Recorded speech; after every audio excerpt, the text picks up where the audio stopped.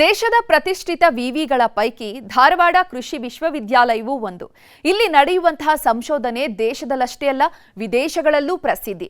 ಇದೇ ಕಾರಣಕ್ಕೆ ಜೂನ್ನಲ್ಲಿ ಬಾಹ್ಯಾಕಾಶ ಯಾತ್ರೆಗೆ ಇದೇ ಕೃಷಿ ವಿಶ್ವವಿದ್ಯಾಲಯದಿಂದ ಹೆಸರುಕಾಳು ಮತ್ತು ಮೆಂತ್ಯಕಾಳನ್ನ ಸಂಶೋಧನೆಗೆ ಕಳಿಸಿಕೊಡಲಾಗಿತ್ತು. ಬಾಹ್ಯಾಕಾಶದಲ್ಲಿ ಮೊಳಕೆಯೊಡೆದಂತಹ ಕಾಳುಗಳನ್ನು ಕೃಷಿ ವಿಶ್ವವಿದ್ಯಾಲಯಕ್ಕೆ ಮರಳಿ ಕಳುಹಿಸಲಾಗಿದೆ.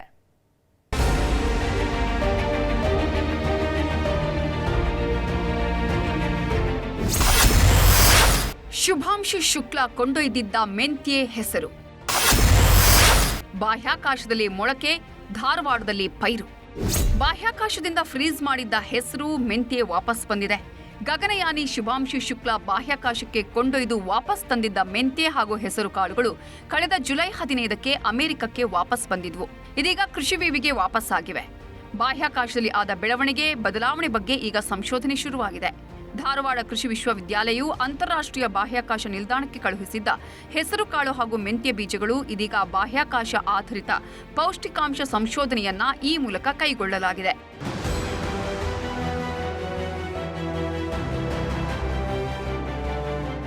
ಕಳೆದ ಜೂನ್ 25ರಿಂದ 18 ದಿನಗಳ ಕಾಲ ಭಾರತೀಯ ಗಗನಯಾತ್ರಿ ಶುಭಾಂಶು ಶುಕ್ಲಾ ಕೊಂಡೊಯ್ದ ಬೀಜಗಳಿಗೆ ನೀರುಣಿಸಿ ಮೊಳಕೆ ಒಡೆಯುವಂತೆ ಮಾಡಿ ನಂತರ -80 ಡಿಗ್ರಿ ಸೆಲ್ಸಿಯಸ್ನಲ್ಲಿ ಫ್ರೀಸ್ ಮಾಡಿ ಭೂಮಿಗೆ ತಂದಿದ್ರು. ಇದೀಗ ಅದೇ ಸ್ಥಿತಿಯಲ್ಲಿ ಕಾಳುಗಳು ಕೃಷಿ ವಿವಿ ತಲುಪಿದ್ದು ಸಂಶೋಧನೆ ಶುರುವಾಗಿದೆ. ಜೈವಿಕ ತಂತ್ರಜ್ಞಾನ ವಿಭಾಗದ ಪ್ರಾಧ್ಯಾಪಕ ಹಾಗೂ ವಿಜ್ಞಾನಿ ಡಾಕ್ಟರ್ ರವಿಕುಮಾರ್ ಹೊಸಮನಿ ತಂಡ ಸಂಶೋಧನೆ ಆರಂಭಿಸಿದ್ದು ಕೆಲವೇ ತಿಂಗಳಲ್ಲಿ ಈ ಬಗ್ಗೆ ಹೆಚ್ಚಿನ ಮಾಹಿತಿ ಲಭ್ಯವಾಗಲಿದೆ. ಇಂಟರ್ನ್ಯಾಷನಲ್ ಸ್ಪೇಸ್ ಸ್ಟೇಷನ್ಗೆ ಗ್ರೀನ್ ಗ್ರಾಮ್ ಮತ್ತು ಮೇಥಿನ ಕಳಿಸಿದ್ವಿ. ಅಲ್ಲಿ ಶುಭಾಂಶು ಶುಕ್ಲಾ ಅವರು ವಾಟರ್ ಇಂಜೆಕ್ಟ್ ಮಾಡಿ ಜರ್ಮಿನೇಷನ್ ಸ್ಟಾರ್ಟ್ ಮಾಡಿ ಎಕ್ಸ್ಪೆರಿಮೆಂಟ್ ಕಂಪ್ಲೀಟ್ ಆದಮೇಲೆ ಅದನ್ನು ಫ್ರೀಸ್ ಮಾಡಿ -80ಲಿ ಸ್ಟೋರ್ ಮಾಡಿದ್ರು.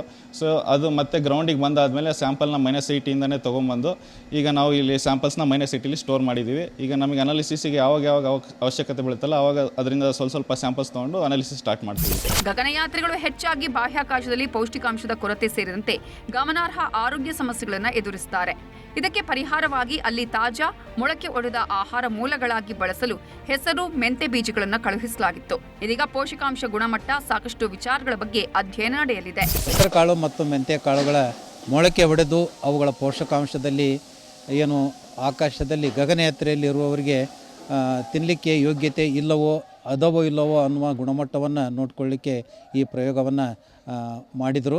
ಆಕಾಶದಲ್ಲಿ ಮೊಳಕೆ ಒಡೆದ ಕಾಳುಗಳು ಮತ್ತು ಭೂಮಿಯ ಮೇಲೆ ಮೊಳಕೆ ಒಡೆದ ಕಾಳುಗಳ ಏನು ಪೋಷಕಾಂಶ ಮತ್ತು ಇತರ ಗುಣಮಟ್ಟವನ್ನು ಹೋಲಿಸಿ ಅವು ಗಗನಯಾತ್ರಿಗಳ ಉಪಯೋಗಕ್ಕೆ ಏನು ಯೋಗ್ಯ ಇದವೋ ಇಲ್ಲವೋ ಅನ್ನುವ ನಿರ್ಧಾರ. ಈ ಕಾಳುಗಳನ್ನು ಬಾಹ್ಯಾಕಾಶಕ್ಕೆ ಹೋಗುವ ಗಗನಯಾನಿಗಳು ಆಹಾರವಾಗಿ ಸೇವಿಸಲು ಸಹಕಾರಿ ಆಗಬಹುದಾ ಅನ್ನೋದನ್ನ ಸಂಶೋಧಿಸಬೇಕಿದೆ. ಬಾಹ್ಯಾಕಾಶಕ್ಕೆ ಹೋಗಿ ಬಂದ ಕಾಳುಗಳ ಅಧ್ಯಯನ ಶುರು ಮಾಡಿದ್ದು ಫಲಿತಾಂಶ ಹೊರಬರಬೇಕಾಗಿದೆ.